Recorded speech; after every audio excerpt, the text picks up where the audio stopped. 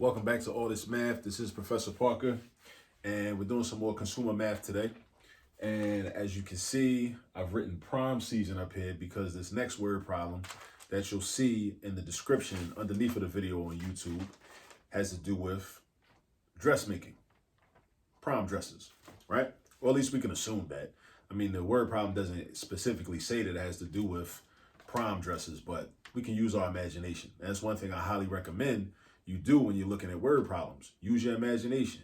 Take the information and try to make the problem real to you. Try to make it relevant. Because I know we know people that, either been to the prom or are going to the prom or planning to go to the prom or, it's relevant to us, right?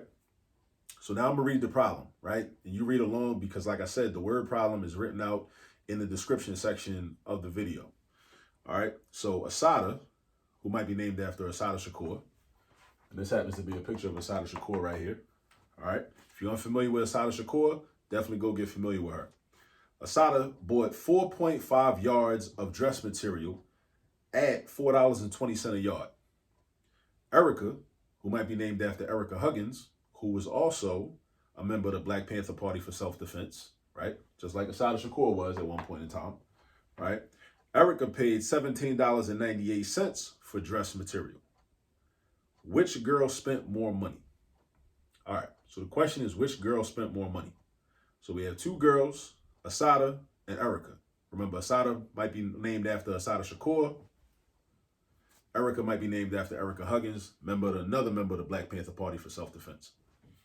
All right, now, so we're going to compare how much money they spent. We already know how much money Erika spent because it tells us flat out, $17.98. But we don't know altogether how much money Assata spent. She didn't just spend $4.20 because it says $4.20 a yard. The word a is similar to the word per or the word each. So a, per, and each all mean the same thing. So we should write that. Because you got to know the language. In order to understand word problems and answer word problems correctly, you got to know the language. So 420 a yard, 420 per yard, 420 each yard. These words all mean the same thing. They are synonymous in this situation. All right. So let's kind of organize our information. So we got Assata and we got Erika. Now the problem tells us straight up that Erika spent $17.98. So there's no math to do there. You just write that down, $17.98. But for Assata, we want to find out how much she spent, all right? Because once you find out how much Assata spent, then you can compare that to how much Erika spent, and then you'll know who spent more or who spent less. So 4.5 yards of dress material at $4.20 a yard, or $4.20 per yard, or $4.20 for each yard. That means that in order to find out the total amount, we're going to multiply. We're going to multiply. In that situation, we're going to multiply, right? Instead of doing addition. Because if she spent $4.20 for 1 yard, then if she spent 4.5 yards, then that means she spent 1, 2, 3, 4 yards, and then half of another yard. So 4 whole yards and half of another yard. For each of these yards, she's spending $4.20. So 420, another 420, another 420, another 420. And then because she bought half a yard, that's half of 420. So that would be the longer way to do the problem. Remember, multiplication is a shortcut for addition because multiplication is a way you do repeated addition. All right. So think of multiplication as a gift because it actually makes life easier. So what we're going to do is we're going to multiply 4.5 yards times $4.20. And it's going to look like this. 4.5 times 4.2. Now look at this. I wrote 4.5 times 4.2. Now, you might be wondering, where's the zero at? You said $4.20. Why you ain't write the zero? Well, I didn't write the zero because when we're doing multiplication, that zero is unnecessary, right? That zero is unnecessary because it's really just a placeholder. So when we're doing the actual multiplication and we're doing it written out in manual format, you don't actually need that zero. All right? So now this is sufficient. So now we're following at least I'm deciding to follow the standard traditional algorithm for multiplication. So I'm going to start from the right with the right column in the tens place. I'm going to do 2 times 5. Now, we got to know our multiplication facts in order to be successful at this. 2 times 5 is 10. So I'm going to write the 0 from the 10, and I'm going to carry the 1 up here to the next column. Then I'm going to go diagonal. I'm going to do 2 times 4, which is 8. Then I'm going to add the 1. Don't forget to add the 1 that you carried. So 2 times 4 is 8, plus the 1 is 9. I write that right there. Now we're going to deal with this 4. We're going to multiply 4 by this and 4 by that. 4 by this and 4 by that. So 4 times 5 is 20. So I'm going to write the 0 from the 20, but I don't write it under here. So actually what you could do, like my 3rd grade teacher, Miss Johnson, shout out to her. Rest in peace to Miss Johnson. She taught us, always keep like a block or a box or an X to remind you that you need to indent one space when you get to the second number. So 4 times 5 is 20. Write the 0 right here. And then what do you do with the 2? You carry it.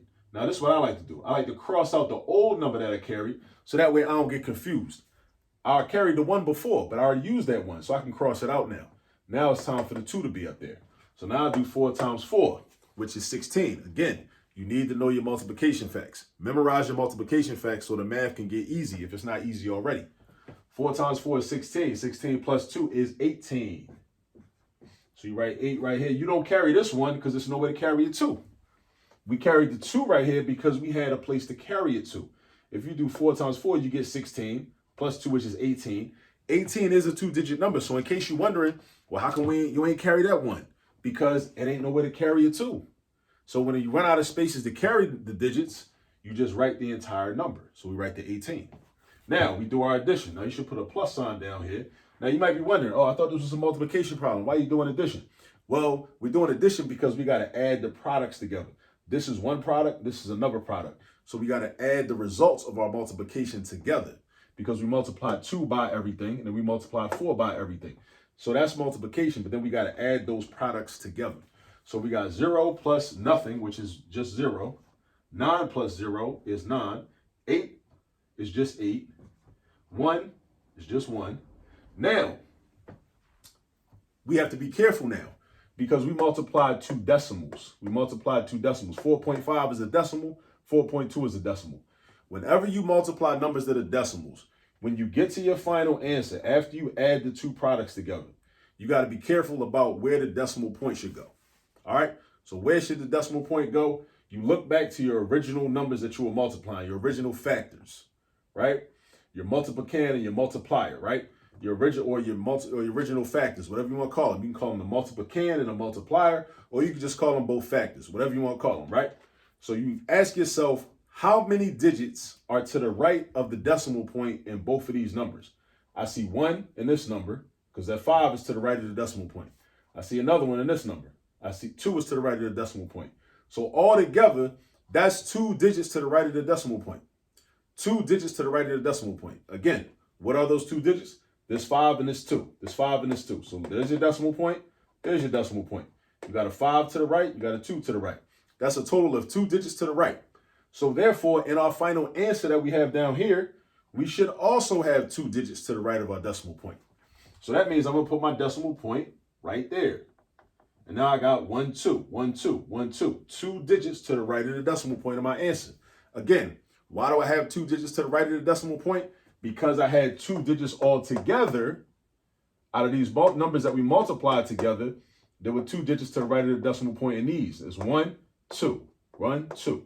All right, and that's how you do it. Whenever you multiply numbers that got decimals in it, you got to do that step or else you're not going to have the correct answer. All right, so that means we got $18.90. Put a dollar sign right there. So that means Assata spent $18.90 on dress material, while Erika spent $17.98. So now you ask yourself, who spent more money? That's what the question says, right? Which girl spent more money? We know that $18.90 is more than $17.98 because we know 18 is more than 17. So the answer to this question, and you also should get in the habit of, even when you're doing math, don't forget your English language skills, right? Write your answers in complete sentences. So you should say, and I highly recommend this, you should practice this.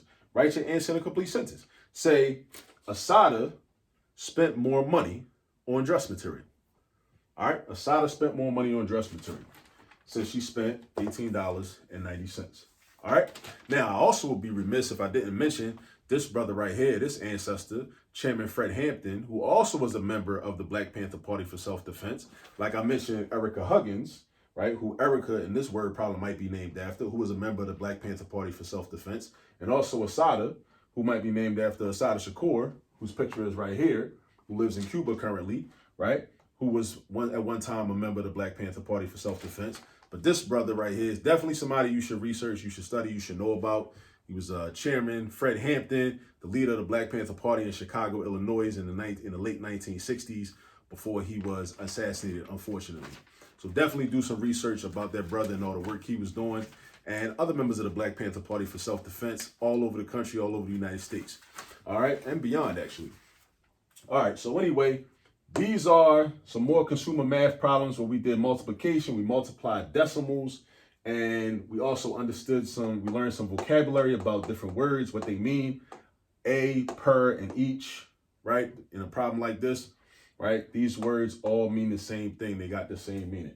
All right, so go get some practice, and I'll see you on the next video. Peace.